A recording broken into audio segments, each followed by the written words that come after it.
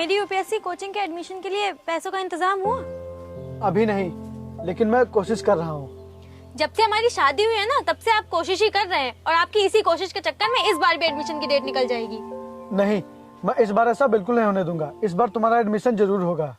ये सुनते सुनते तो मेरे कान ही पक गए हैं। शादी के वक्त आपने मेरी मम्मी पापा से क्या वादा किया था कि मैं आपकी लड़की को पढ़ाऊंगा, लिखाऊंगा, उसके सपने पूरे कराऊंगा, लेकिन आपने तो मुझे नौकरानी ही बना के रख दिया है।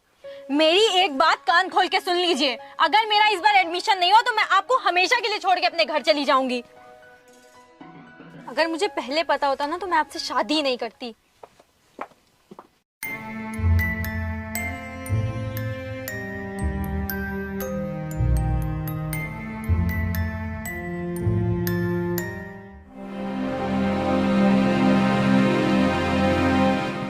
अरे भाई रुको।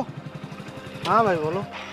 भाई वो जो मैंने तुमको 5,000 रुपये दिए थे वो मुझे चाहिए थे। वो क्या है ना कि मुझे बहुत ज़रूरत है। अगर भाई ज़रूरत ना होती तो मैं तुमसे कहता नहीं। चलो मेरे साथ, मैं देता हूँ। ठीक है।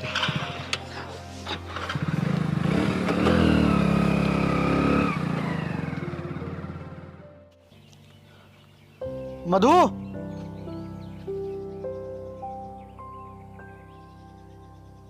जी ये रहे पूरे 5,000 रुपये। कल तुम अपना एडमिशन करवा लेना।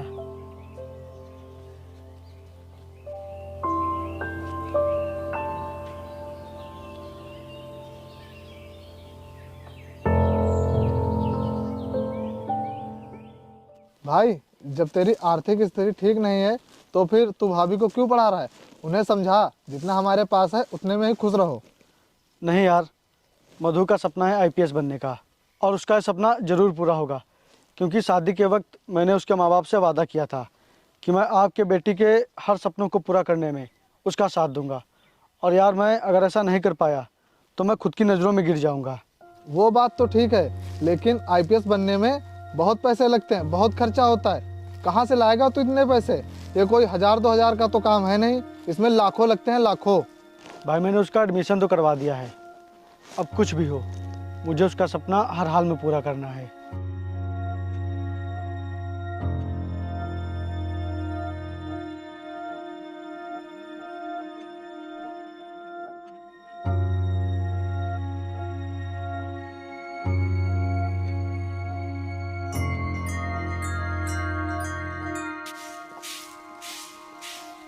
सुनिए, अगले महीने मेरी कोचिंग की फीस जमा करनी है। कितनी फीस जमा करनी है? 30,000। 30,000? हाँ 30,000। और अगर फीस टाइम पर जमा नहीं हुई तो सर कोचिंग में बैठने नहीं देंगे। और मैं अब नहीं चाहती कि मेरी पढ़ाई किसी भी वजह से छूटे।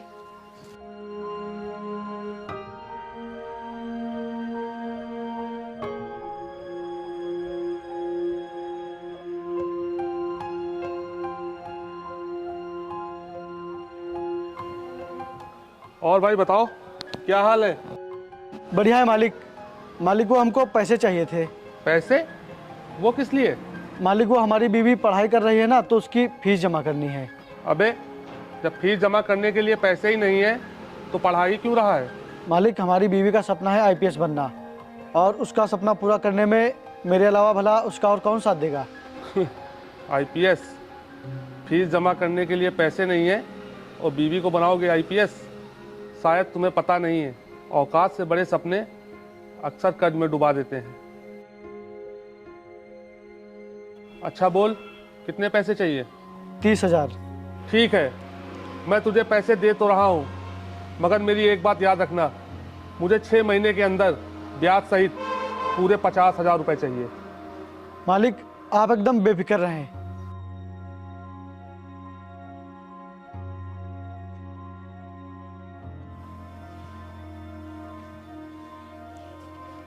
धन्यवाद मालिक।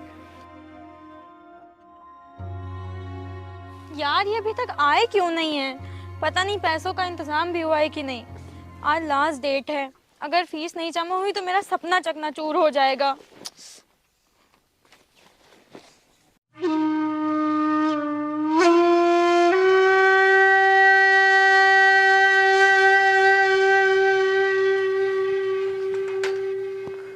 मधु ये लो, पैसे। चलिए अब छोड़ने। आओ बैठो।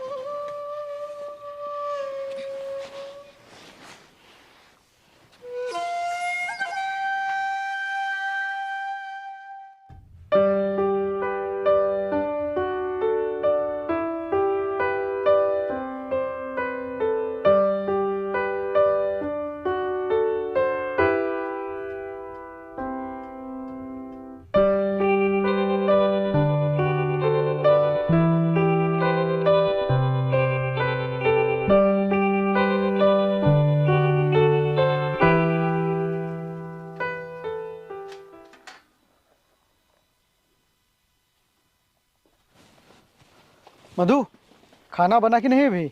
नहीं, मेरे एग्जाम्स आने वाले हैं, इसलिए मैंने खाना नहीं बनाया। और हाँ, मैं खाना बना भी नहीं पाऊंगी जब तक मेरे एग्जाम्स रहेंगे। कोई बात नहीं, तुम मन लगाकर पढ़ाई करो, खाना मैं बना लूंगा।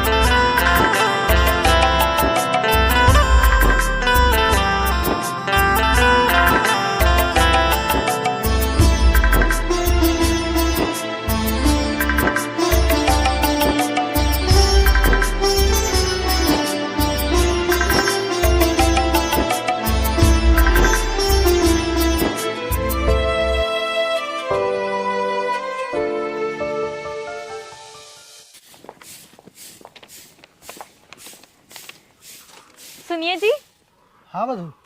मैं पास हो गई। मेरी यूपीएससी में 15वीं रैंक आई है। क्या? ये तो बहुत ही खुशी वाली बात है मधु। मैं तुम्हें बता नहीं सकता कि आज मैं कितना खुश हूँ।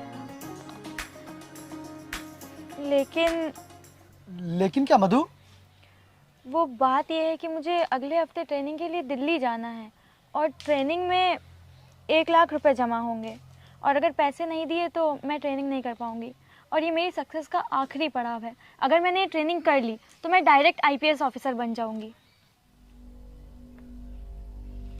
मधु तुम चिंता मत करो, मैं तुम्हारी सफलता के बीच में किसी भी रुकावट को आने नहीं दूंगा।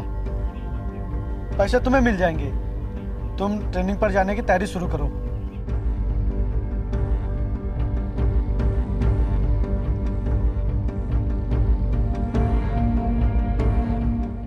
ए, रुक रुक। तू तो पैसे लेकर भूल ही गया। मैंने तुझसे क्या कहा था, याद है कुछ? नहीं मालिक, मैं कुछ नहीं भूला, मुझे सब कुछ याद है। याद है तो निकाल पूरे 50,000 रुपए। 6 महीने पूरे हो चुके हैं। मालिक मुझे कुछ दिन का टाइम और दे दीजिए, मैं आपके सारे पैसे दे दूंगा। कुछ दिन का नहीं, मैं तुझे सिर्फ 1 दिन का समय दे रहा हूँ। अगर तूने 1 दिन के अंदर मेरे पैसे नहीं चुकाए तो मैं तेरे घर पे कब्जा कर लूंगा।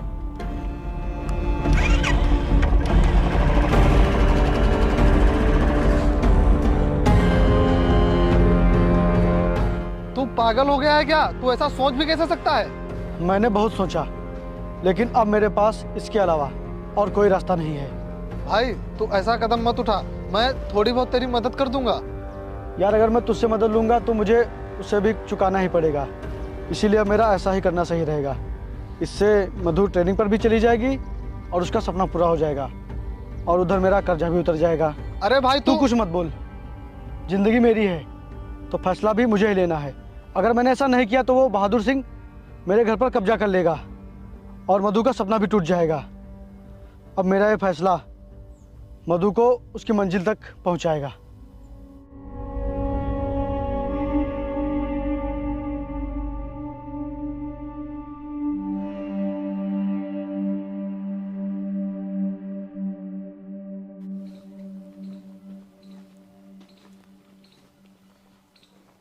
भाभी जी, वो कहाँ है? सुबह बोल के गए थे कि अभी आ रहा हूँ 5 मिनट में, और देखो शाम हो गई अभी तक नहीं आए हैं। कहाँ गए हैं? मुझे लेट हो रहा है, निकलना भी है। भाभी जी वो थोड़ा काम में फंसा है, लेकिन उसने आपके लिए पूरे 1 लाख रुपए भेजे हैं।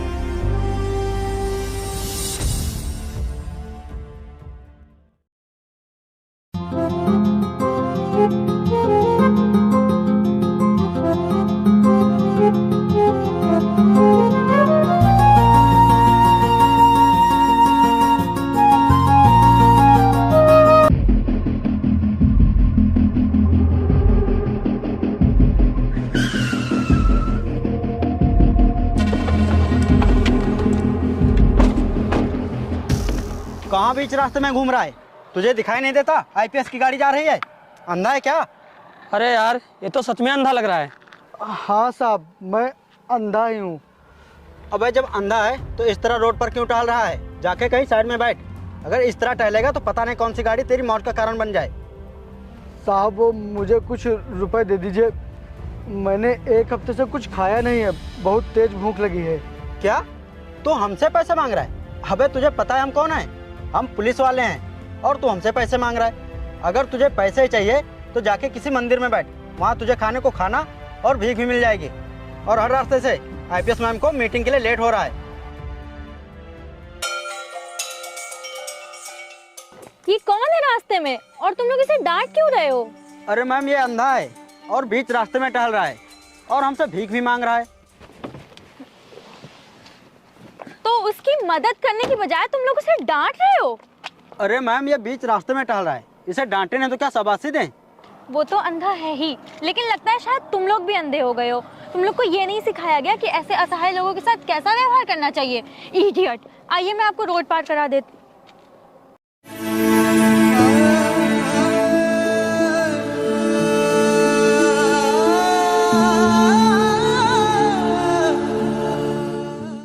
मैम साहब, मैंने बहुत दिनों से कुछ खाया नहीं है, कुछ पैसे दे दीजिए। जी आपने मुझे पहचाना नहीं? मैं आपकी पत्नी मधु। मधु? हाँ मधु। और आपने अपना ही क्या हाल बना लिया है। मैंने आपको पता नहीं कहाँ कहाँ नहीं ढूंढा।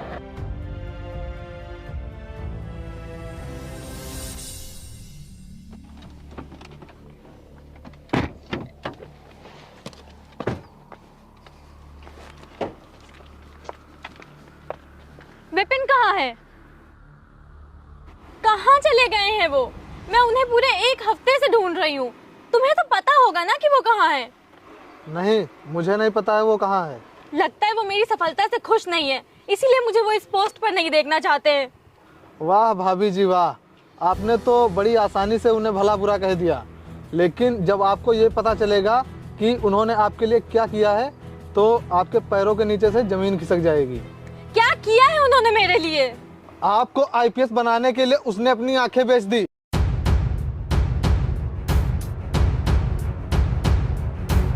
आपकी जिंदगी में रोशनी लाने के लिए उसने अपनी जिंदगी में अंधेरा कर लिया।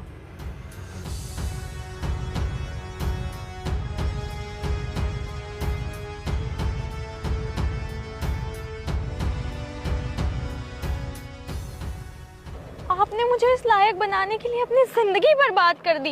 आपने अपने बारे में एक बार भी नहीं सोचा। मैंने कुछ नहीं किया है, मैंने तो सिर्फ अपना वादा पूरा किया है। ऐसा आपको लगता है कि आपने कुछ नहीं किया, लेकिन आपने जो किया है ना, वो दुनिया का कोई भी पति नहीं कर सकता।